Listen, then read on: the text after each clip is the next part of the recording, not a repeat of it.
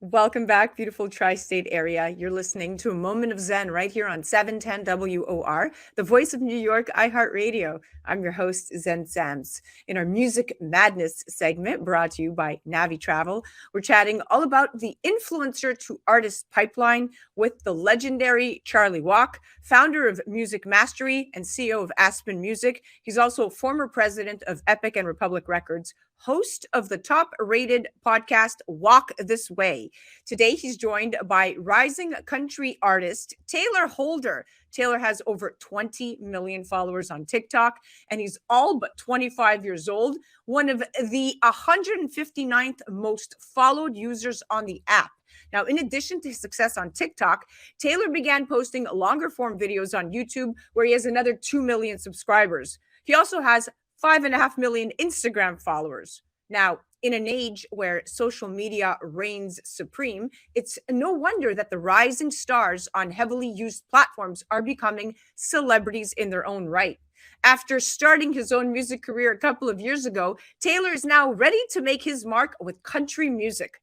Nominated by Up and Country Awards for Top Artist and Top Male Artist of the Year, coupled with being named one of Nashville's rising stars by Authority magazine, it is safe to say that the pendulum has fully swung in favor of digital and streaming. Now, the influencer to singer pipeline is a growing phenomenon that shows no signs of slowing down. After all, many content creators have achieved profitable music careers and international recognition, proving that transitioning from social media to streaming platforms is possible regardless of musical expertise. TikTok has become a driving force in the music industry, bringing undiscovered artists to overnight stardom and turning old hits into chart topping tracks. Since influencers already have strong fan bases and experience making viral content, it is more likely that any song they release will gain tons of exposure.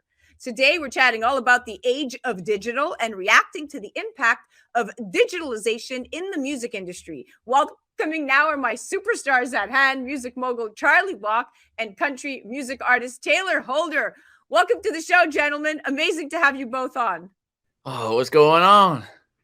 Charlie, It's great to be welcome. here. I was Amazing to telling have you Taylor both about on. I was telling Taylor about, your platform and what you do, and you just do such a great job in explaining and setting up the authenticity of your guests. So that was perfect, and thank you for having us. You bet. Charlie, I'm going to jump right into it because I definitely want to pick your brain here. How has social media changed the music industry for artists, and what should brands really be eyeing when looking for their next endorsement? Well, I think it's good and bad. So I think TikTok has given talent that normally wouldn't have found their way through a funnel an opportunity to expose themselves, to create an audience, and make the public be able to make a decision on them to become their own brand in whatever they want to do. I think, on the other hand, especially from the music perspective, no one's broken. Really, truly, from social media to be a massive star. Yes, a lot of one-hit wonders, Roxanne, maybe Little Nas X is the exception, but no one else has. And it's because I don't necessarily believe followers become real fans. Followers are followers to look and see what someone's doing to get their attention, but are they really falling in love with the music or a specific thing that creator is doing? So there's a big difference to me from creator, influencer, and artist. What we're doing here with Taylor, when I identified him, wasn't because he was one of the most followed, popular, sexy guys on TikTok, but we met and he could sing. He's from Texas.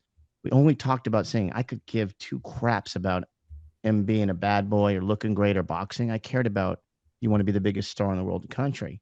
That was our conversation, and that's our journey today. And that's why I can tell you, there really is a big difference becoming, if you're an influencer, I think it's a moment for brands. So all the brands really care about who's hot with the most followers and the interactions for this moment. But we're in the long ball game, right? These kids want careers. What do they do when they graduate from influencer university? What the hell are they supposed to do? Most end up doing work, going back to their hometown and doing local jobs and living in their 5 mile radius and following sort of what their parents did. So we're here to break that. We're here to change that. We're Well also here said. to educate. If you think Taylor is running around saying he's the biggest star in the world, he's playing bars, brings in his guitar, invites his fans out, and chaos happens. He's doing the work and understanding that sometimes TikTok and becoming famous allows you to cut the line but it doesn't give you the right to be the biggest star in the world. You're right. And you know what? Here's what you do best. And one of the most important lessons is often the one that is taken for granted, taking care of your audience, client and or consumer. How can you genuinely instill utility and value without a community? So Charlie, I love that you always find the human side of every project for your artists, one where everyone wins, the artist, the labels, and the consumer. Nothing fails if everyone wins. And that's your motto. And nothing fails when a good song is on the air. Exactly, just like "Marry Me" per se, but projects are Oh my often God, too amazing. projects are often too focused on the bottom line, but they really need to be focused on the main line, which is the consumer. And Taylor does a great job at connecting with his audience. Now, Taylor, let's chat from social media to music charts. So, social media and streaming have combined to really skyrocket fan engagement as the music industry has grown. And social media has helped humanize the artists more and enabled them to understand their fan base and connect with them, kind of to what we're talking about with you. Now, there's YouTubers and TikTokers like Charlie and Dixie D'Amelio, two of the earliest TikTok creators. They built successful careers as a result of their popularity on the platform. Addison Rae, she came and went very quickly. We see that pivoting to music is a strategic choice for many influencers, and making music is a way to prove yourselves, per se, themselves, as something other than social media stars. And most don't come as talented as you. Where do you get your musical inspiration from? Talk to me about your vocal training and why you choose to focus on country. Absolutely. Well, yeah, to kind of touch on what you said, everyone kind of getting into the from the social media world to the music world. I feel like also a lot of, me and Charlie have talked about this. It's kind of funny. A lot of people get this great success really, really fast, and then their teams kind of direct them somewhere because they think it'll work for a split second or whatever it is. But a lot of these individuals don't actually want to do music. A lot of these individuals don't actually want to go to these lanes, but they're kind of like forced by their teams to do this because there's quick revenue there, there's quick stuff there.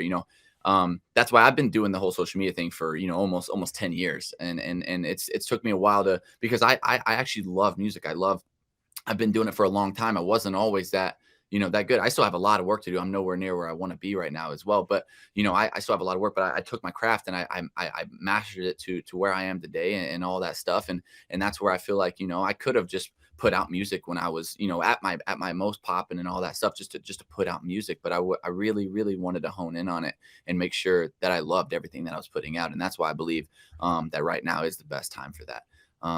But it does make it a little hard. Everyone kind of has this thing. It's like, oh, you have great success on social media, so it converts. Charlie knows better than anybody. That's not how it always works.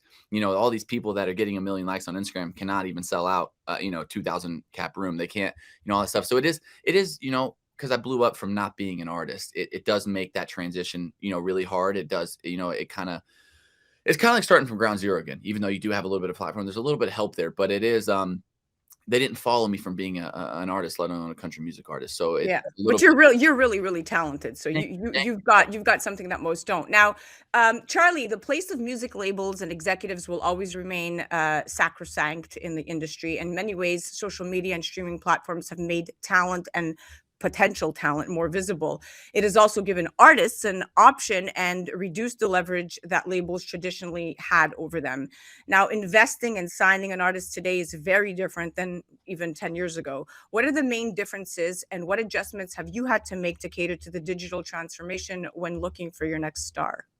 So it's very simple for me. We just started Aspen Music Company, which is Aspen based, and the idea is we're majorly independent or independently major, where we're funded, and we don't look for the bidding war artists. We look for the artists that are doing the work on the come up, the next, and we deploy capital towards them.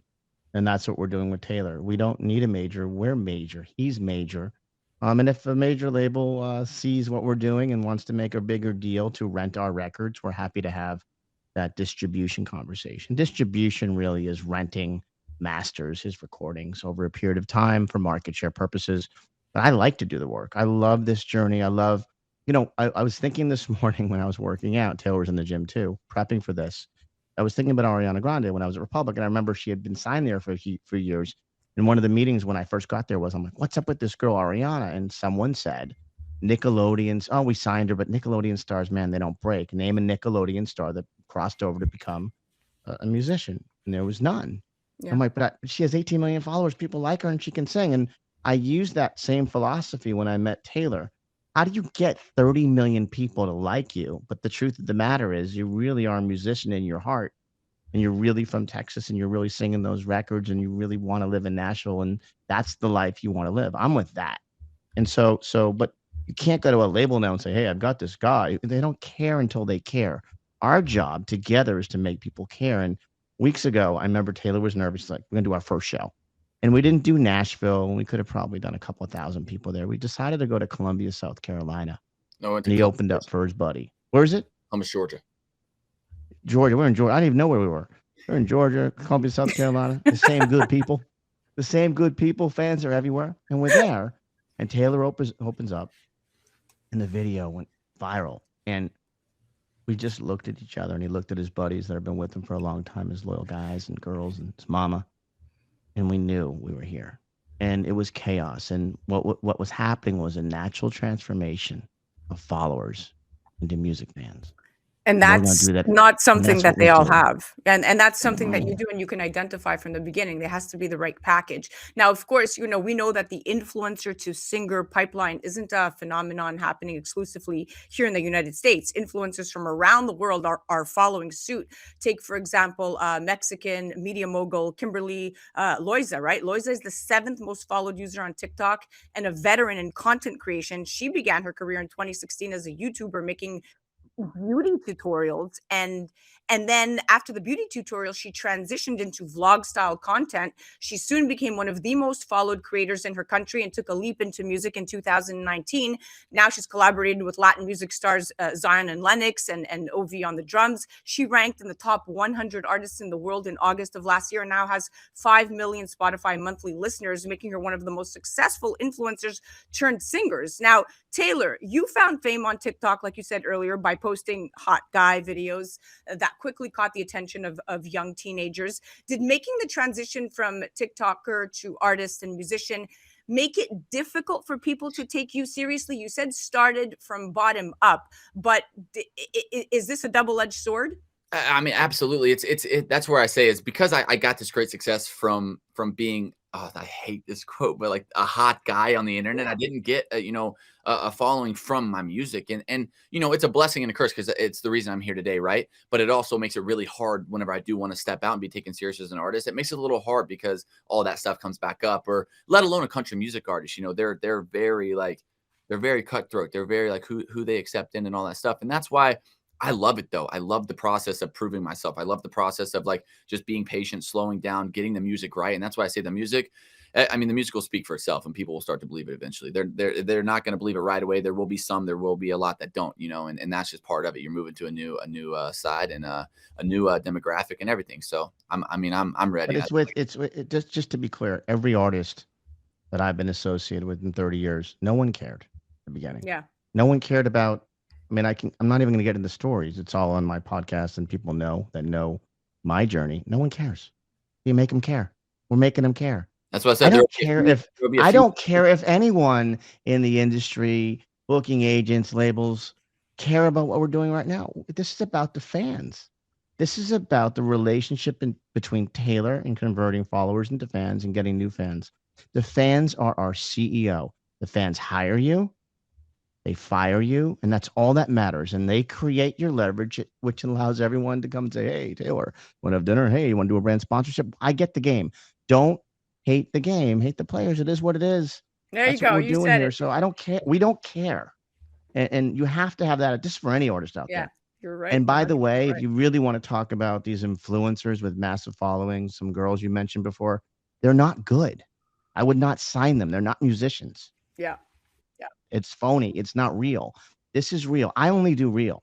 I'm Yeah, not playing around. 100%. We're playing for stadiums and arenas. That's how you make money. We're playing for fans. That's what we're doing. That's the business that I'm in. Yeah, you said it. Well, listen, don't move a muscle. We're going to be right back for the extended segment. You guys have to check it out in all our OTT and OTA platforms. But for the moment being, that is Charlie Walk, and that was the amazing Taylor Holder. Guys, thank you so much for coming on. It was a pleasure chatting. Thank you for having us. That was our Music Madness segment brought to you by Navi Travel. That was the legendary Charlie Walk, founder of Music Mastery and CEO of Aspen Music, host of the Walk This Way podcast. And that was country artist Tayler Holder. Check him out on the gram at Tayler Holder or on TikTok at It's Tayler Holder. And you are listening to A Moment of Zen right here on 710 WOR, the voice of New York, iHeartRadio. We'll be right back after this. A Moment of Zen is brought to you by Nave, a members-only travel portal exclusively available through Organo, offering members steep discounts on nightly or weekly hotel stays, cruises, auto rentals, excursions, and so much more. With its travel getaway portal, Nave makes the days of surfing multiple travel sites and spending hours evaluating the best deals done with. That's because with Nave, you are guaranteed the best prices. Plus, to gain access to an even more expansive collection of condos, hotels, cruises, vacation villas, fantasy getaways, and concierge service, there's Forever Weeks. Simply purchase a Nave Forever Weeks package one time and enjoy the benefits many times. With Forever Weeks, forever means forever. Not only does Nave guarantee you the best prices, but it is also one of the few travel portals that pays a referral bonus, in addition to you earning rewards points, which can be redeemed on the Travel Getaway portal for further discounted hotel room rates. Become a member today and navigate the world of travel. Nave, the world for you to experience. For more information, go to nave.travel. That's nave, N-A-V-E.travel. Welcome back, beautiful tri-state area. You're listening to A Moment of Zen right here on 710 WOR, the voice of New York, iHeartRadio. Welcoming back to our Music Madness segment is the amazing Charlie Walk and Tayler Holder. Welcome back, my friends. What's going on? Great to see you again. All right, so let's pick this up. We were talking about now the perks of becoming an influencer before you take on this bigger career path. Of course, you know, this comes with having a large audience, always being behind you, like in Taylor's case. And of course, that's a good thing and a bad thing, right? Because if you can sing, you can take those followers and convert them to actual fans, to your point. And in this particular case, somebody like Tayler, who's amassed over 20 million TikTok followers, almost caught your attention haphazardly. Charlie, do you think influencers deserve the hype? I think some do and some don't. I think most are a moment in time. I think most are talentless. And I think just like any other business, it's about the 1%, right? The 1% social media platforms. You are a 1%er, you're talented. I'm in the 1% game. There's just very few stars in general. What's happened though with TikTok, it's stopped the artist development process at the labels. They'd rather just pick apart and find data that shows that someone has fans and whatever else, and then spend money there. I think there's a reason why we're not finding new stars playing stadiums. There's very, very few new stars. Where are the new John Mayers and the Princes and the Madonnas? And just, you can count in your left hands over the last 15 years. It's Justin Bieber. Harry Styles has been doing this since he's 15, in his late 20s now. These were years and years of actual artist development. Billie Eilish, since she was 10, 11, wrote Ocean Eyes. I was with their manager a few years ago. We're talking about, she wrote it 11 or 12 years old, and so it really is about doing the work and spending time. I think TikTok's kind of hurt the whole artist process. Yes, it's cool to have a one-hit wonder and bidding wars on that stuff, but those kids, don't end up having careers because there's no direction. It happens so fast. How do you run a marathon if you don't train for it? Taylor knows he has to sing 5 nights a week, so his voice doesn't crack when he hits stadiums and arenas. So what's he going to get in a stage in an arena and not be able to do them and cancel shows because he didn't do the work? No, everyone has to do the work. So I'm hard on this. And I am sick of hearing about the girls and the guys with these huge followings, and they try to sing and they get record deals. What does that have to do with anything? What does a record deal have to do with doing the work and connecting with fans? Labels aren't connecting you with fans. They're giving you money. Well, we want to acknowledge both, give you money and deploy capital to help him grow and do it smartly so he's not in the hole. Don't forget, for any artist out there, when you get a deal with somebody, a music publisher label, it's an advance against your futures. It's a loan. It's a high-paid, high-interest bank loan. Let's be clear. So we just want to do smart partnerships and do this right. And when we saw the CMT Awards the other night and he hit the red carpet for the first time with his mom, his date, and basically said, I am here, everyone went crazy. And they went more crazy than some other influencers that have hundreds of millions, because that's just not real. We're doing real. And that's important. And that fan engagement and that conversion to fan engagement that Taylor has is very, very authentic and very, very unique because you're right. People don't show up. You can have 5 million followers and who's really showing up for you. So I love it that Taylor's fans are concentrated. The fact that he has a very niche core market like country puts him even, really a big fish in a small pond of influencers that are trying to break into the industry and are all, pop or rap or hip hop. You need to have some really, really, really good vocals to do what you're doing. Taylor, what inspires your songwriting? Oh, I mean, for me, for at least for the country side of everything, I was doing like pop and I dabbled in some R&B stuff before and all that. It was a long process of like, I was out in LA for a long time, just trying to figure out what I really wanted to do. And coming to Nashville kind of like brought me back home. Like I said, I'm from a very, very small town in Dallas-Fort Worth, Texas area. This is how I grew up. I grew up on country music. One thing that inspires me, I mean, I've always loved the creative side of everything. I've played instruments my whole life. I play like 5 different instruments. What inspires me the most is just the creativity behind all of it, the storytelling, being able to like really, I've never been able to like talk to like, everyone's like, do you talk to a therapist sometimes? Do you talk to people? I've never been able to talk to people. I talk in my music. I love to talk about real moments that's going on in real life. That's why I love country music so much, is because, like I said, R&B and pop is cool. I love it. I love it so much. But it's kind of like it all talks about one thing over here. And like whenever you come to country music, the storytelling is absolutely insane. It's so beautiful.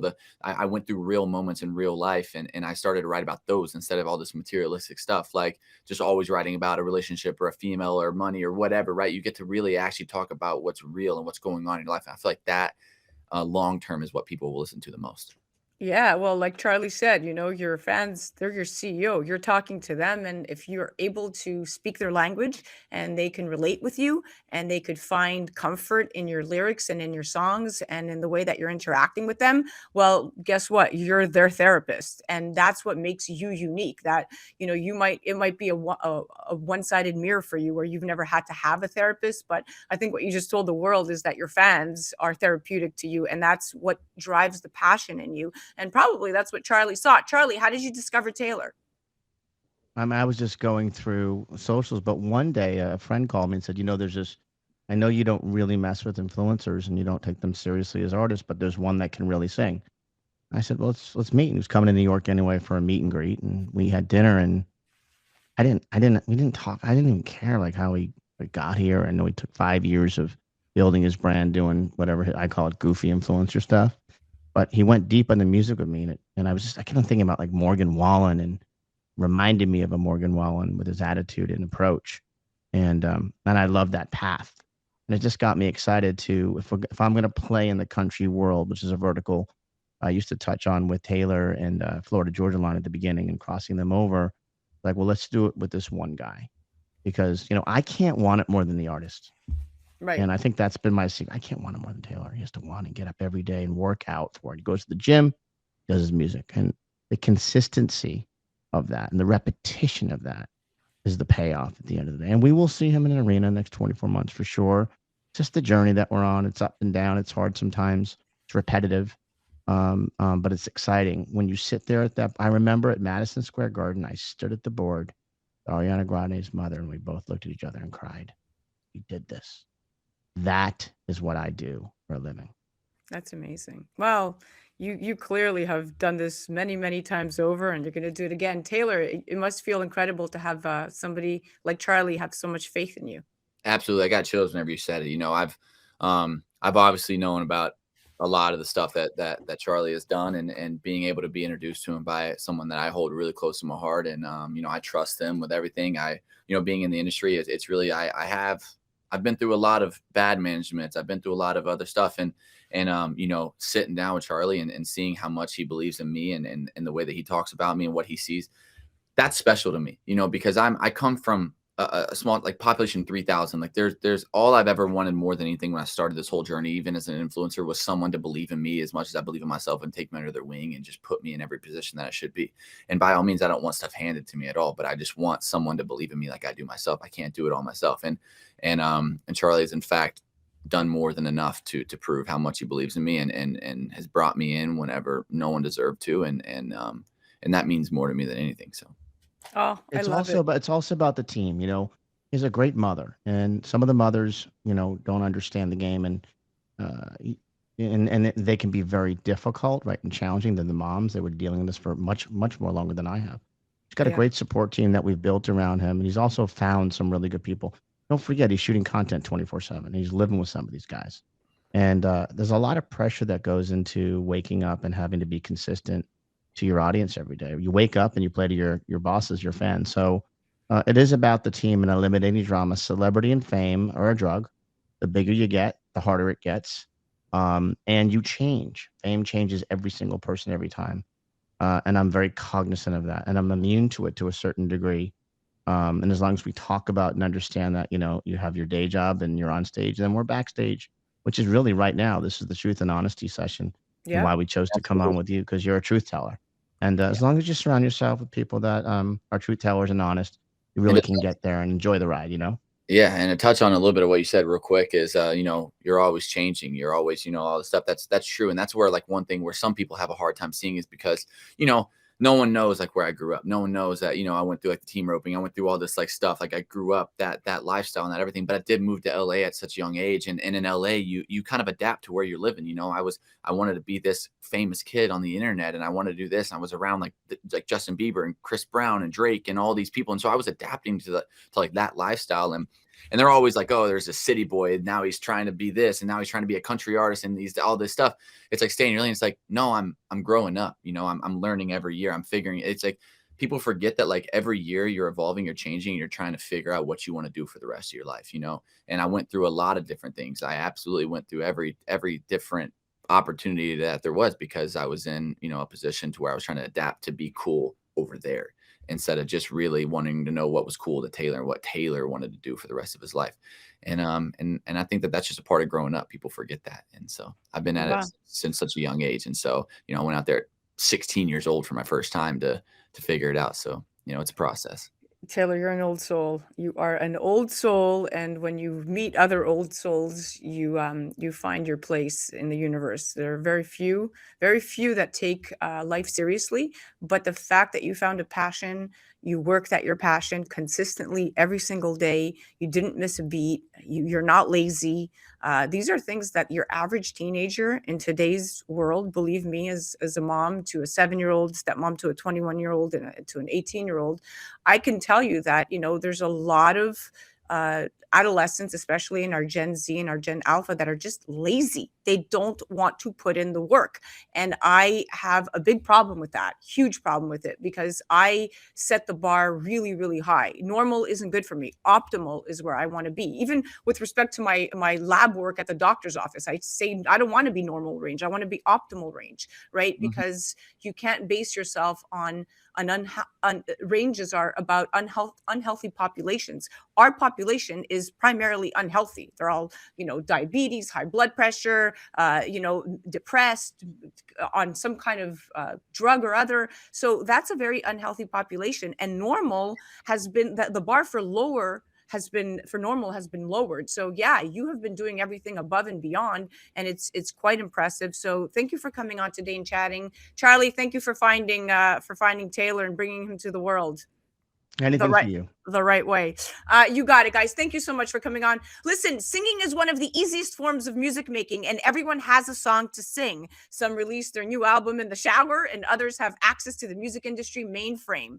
Access to musical instruments and the tools of the music industry has always been unequal. And as long as there is fame in this world, the influencer to singer pipeline will continue to operate. Taylor is one of those very few that comes with a whole bunch of talent. That was our Music Madness segment brought to you by Navi Travel. That was the legendary Charlie Walk, founder of Music Mastery and CEO of Aspen Music, host of the Walk This Way podcast. And that was country artist Taylor Holder. Check him out on the gram at Taylor Holder or on TikTok at It's Taylor Holder.